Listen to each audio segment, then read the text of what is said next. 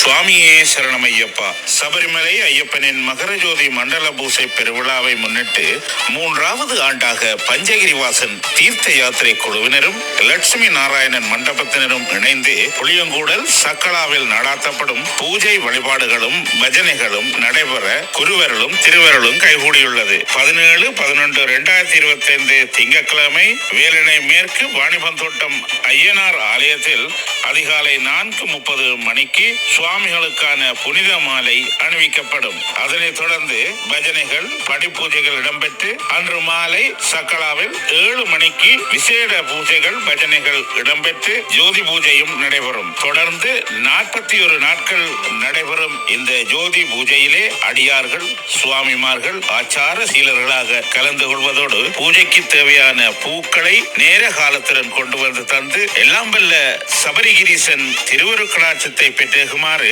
வேண்டி நிற்கின்றோம். இறைபணியில் பஞ்சகிரிவாசன் தீர்த்த யாத்திரை குழுவினர். ஓம் சுவாமியே சரணமையப்பா.